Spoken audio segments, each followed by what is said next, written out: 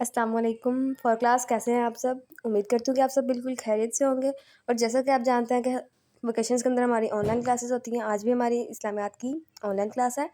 مجھے امید ہے کہ جو میں نے آپ کو لاسٹ لیکچر میں کام کروایا تھا اسلامیات کا، وہ آپ نے اچھی طریقے سے لکھا بھی ہوگا اور اسے یاد بھی کیا ہوگا، اور اس کے اندر جو کچھ ہم نے پڑھا تھا آپ نے اس کو اپنی عملی زندگی کے اندر اپنانے کی کوشش بھی کی ہوگی۔ آج کا جو ہمارا ٹاپک ہے وہ ہے ہجرت حبشہ اولا و ثانی۔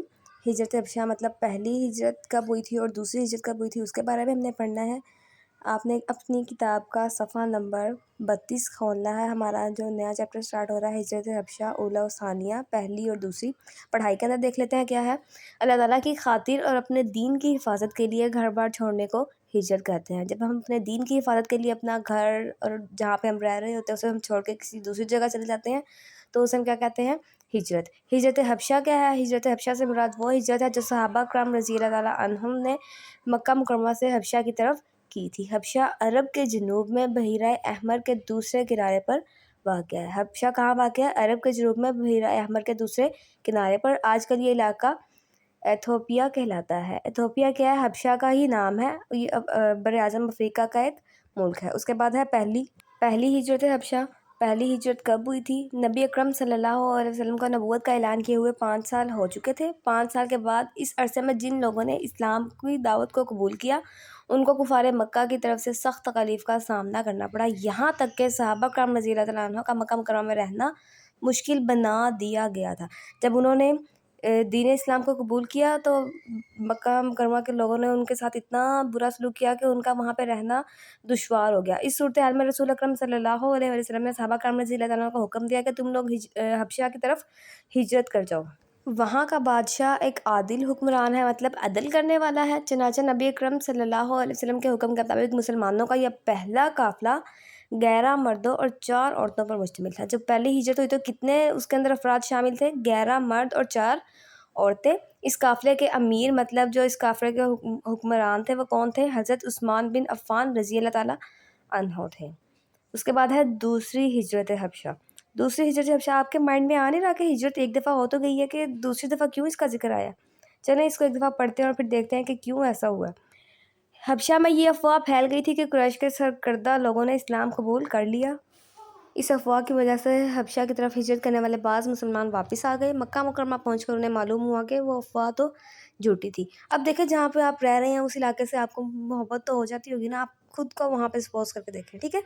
کہ اگر آپ کو پتہ چلے کہ جہاں سے آپ کسی مجبوری کی وجہ سے آئے ہیں وہاں وہ بات ختم ہو گئی ہے جس وجہ سے آپ لوگ کہیں اور شفٹ ہوئے ہیں، تو آپ کا دل کرے گا نا کہ ہم وہاں واپس چلے جائیں۔ ایسے ہی ان لوگوں کا بھی دل کیا، وہ واپس چلے گئے، لیکن وہاں جا کے انہیں معلوم ہوا کہ یہ افواہ تو جھوٹی تھی۔ کفار کے ظلم و ستم میں روز بروز اضافہ ہوتا جا رہا تھا، جس کی وجہ سے مسلمان ایک بڑی تعداد میں حبشہ کی طرف دوبارہ ہجرت کرنے کا فیصلہ کیا۔ اب پتہ چلا کہ دوبارہ ہجرت کیوں کی تھی۔ اس قافلے میں 83 مرد، 83 یعنی 83 مرد اور 19 عورتیں شامل تھیں۔ یہ لوگ حبشہ پہنچ کر نہایت سکون و اطمینان سے رہنے لگے۔ یہاں وہ آزادانہ طریقے سے عبادات کرتے۔ مشرکین مکہ کے لیے مسلمانوں کا حبشہ میں امن و سکون سے رہنا ناقابل برداشت تھا۔ انہوں نے مسلمانوں کو واپس لانے کے لیے نجاشی کے پاس ایک وفد بھیجا۔ یہ وفد 2 افراد پر مشتمل تھا۔ وفد نے نجاشی کو کہا یہ لوگ بے دین ہو گئے ہیں، آپ ان کو ہمارے حوالے کر دیں۔ اب دیکھیں جب وہ ہجرت کر کے کسی اور جگہ چلے گئے ہیں اور وہ اطمینان سے سکون سے اپنی دین کے مطابق اپنی زندگی گزارے ہیں، یہ بات بھی انہیں جو قریش کے لوگ تھے انہیں برداشت نہیں ہوئی، تو انہوں نے مختلف طریقے استعمال کرنا شروع کر دیے کہ کسی طرح سے مسلمان جو ہیں وہ واپس یہیں آ جائیں اور پھر ہم دوبارہ سے ان کے اوپر ایسے ظلم و ستم کریں۔ اس کے بعد نجاشی کو جب یہ حوالے کرنے کا کہا انہوں نے، نجاشی ایک انصاف پسند حکمران تھا، اس نے یک طرفہ فیصلہ کرنے کے جائے مسلمانوں کی بات سننے کا فیصلہ کیا اور انہیں دربار میں بلاوا بھیجا۔ مسلمانوں نے حضرت جعفر بن ابی طالب رضی اللہ تعالیٰ عنہ کو ترجمانی کا فریضہ سونپا۔ آپ رضی اللہ تعالیٰ عنہ نے نجاشی کے سوال پر کہا، جب نجاشی نے یہ سوال کیا نا تو اس کے بعد آپ نے کیا جواب دیا؟ اے بادشاہ، ہم جاہل تھے، بتوں کو پوجتے تھے، مردار کھاتے تھے، برائیاں کرتے تھے، رشتہ داریاں توڑتے، ہمسایوں سے بدسلوکی کرتے تھے۔ ہم اسی حالت میں تھے کہ اللہ نے ہم میں سے ایک رسول چنا جن کے اعلیٰ اخلاق، سچائی، امانت اور پاک دامنی کو ہم پہلے سے ہی جانتے تھے۔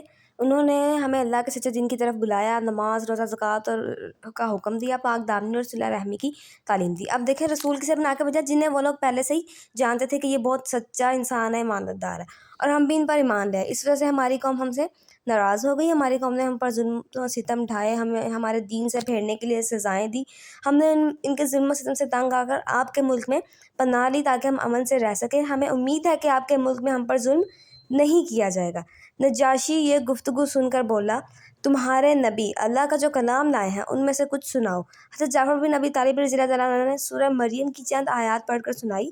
نجاشی پر ان کا بہت اثر ہوا، اس کی آنکھوں سے آنسو جاری ہو گئے قرآن کی آیات سننے کے بعد، اور بولا، اللہ کی قسم یہ کلام اور انجیل مقدس دونوں، یہ کلام مطلب قرآن مجید اور انجیل جو ان کی کتاب تھی، دونوں ایک ہی چراغ کے نور ہیں۔ یہ بات میں نے آپ لوگوں کو پہلے بھی ہم نے ایک سبق پڑھا تھا پیچھے، اس کے اندر بتایا تھا کہ انجیل، تورات، زبور، یہ جتنی بھی پہلے کتابیں نازل ہوئی ہیں، جو کچھ ان کے اندر تعلیمات ہیں وہ سب تعلیمات قرآن مجید کے اندر بھی موجود ہیں۔ یہ سن کر اس نے مطلب نجاشی نے قریش کے لوگوں سے صاف کہہ دیا کہ میں ان لوگوں کو تمہارے حوالے نہیں کروں گا۔ اس واقعے کے بعد قریش کے نمائندے جو آئے تھے وہ واپس مکہ مکرمہ چلے گئے، اور مسلمان حبشہ میں امن و سکون اور آزادی سے رہنے لگے اور اپنے دین کے مطابق زندگی گزارنے لگے۔ صحابہ کرام رضی اللہ تعالیٰ عنہ نے اپنے دین اور عقیدے کی حفاظت کے لیے اپنا گھر بار چھوڑ دیے اور مکہ مکرمہ سے حبشہ کی طرف ہجرت کی۔ صحابہ کرام رضی اللہ تعالیٰ عنہ کے اس طرز عمل سے ہمیں یہ سبق حاصل ہوتا ہے کہ ایک مسلمان کو اپنے دین کی حفاظت کے لیے اور جان و مال کی قربانی دینے کے لیے ہر ٹائم تیار رہنا چاہیے۔ یہاں تک ہماری پڑھائی تھی، بہت ہی انٹرسٹنگ چیپٹر تھا، آپ کو اچھے طریقے سے مجھے امید ہے کہ سمجھ آ گیا ہوگا۔ آپ نے ہر چیز مائنڈ میں رکھنی ہے، ہجرت کسے کہتے ہیں، ہجرت حبشہ کسے کہتے ہیں، پہلی ہجرت کیسے ہوئی تھی، کتنے افراد شامل تھے، دوسری کیسے ہوئی تھی، اس میں کتنے افراد شامل تھے، اور اس سے ہمیں کیا سبق ملتا ہے۔ آج کا جو ہمارا کام ہے اس کے لیے آپ نے سب سے پہلے اپنا عنوانی صفحہ تیار کرنا ہے، ہجرت حبشہ۔ اس کے بعد اگلے صفحے کے اوپر لائن لگائیں گے، اوپر آن لائن ورک لکھیں گے، عنوان ہجرت حبشہ، سوال جواب۔ پہلا سوال ہے، ہجرت سے کیا مراد ہے؟ اللہ تعالیٰ کی خاطر اپنے دین کی حفاظت کے لیے گھر بار چھوڑنے کو ہجرت کہتے ہیں۔ دوسرا سوال ہے، پہلی ہجرت کے بعد مسلمان مکہ مکرمہ کیوں واپس آئے؟ جواب میں آئے گا، حبشہ میں یہ افواہ پھیل گئی کہ قریش کے سرکردہ لوگوں نے اسلام قبول کر لیا ہے۔ سرکردہ لوگ مطلب جو قریش کے وہاں کے سردار وغیرہ تھے، ان لوگوں نے اسلام قبول کر لیا ہے۔ اس افواہ کی وجہ سے بعض مسلمان واپس آ گئے۔ اگلا سوال ہے، دوسری ہجرت حبشہ میں کتنے لوگ شامل تھے؟ دوسری ہجرت حبشہ میں 83 مرد اور 19 عورتیں شامل تھیں۔ آخری سوال ہے، پہلی ہجرت حبشہ میں قافلہ کے امیر کون تھے؟ پہلی ہجرت حبشہ میں قافلے کے امیر حضرت عثمان بن عفان رضی اللہ تعالیٰ عنہ تھے۔ یہاں تک ہمارا آج کا کام تھا۔ امید ہے کہ آپ کو اچھے طریقے سے سمجھ آ گئی ہوگی۔ آپ نے خود بھی چیپٹر کو اچھے طریقے سے پڑھنا ہے، جس طرح ہی میں نے کام بتایا ہے بالکل اسی ترتیب میں صاف لکھائی کے اندر آپ لوگوں نے اپنا کام لکھنا ہے اور اس کو یاد بھی کرنا ہے۔ یہاں تک ہمارا آج کا کام تھا۔ انشاءاللہ نیکسٹ ویڈیو کے اندر ملاقات ہوگی، تب تک کے لیے اللہ حافظ۔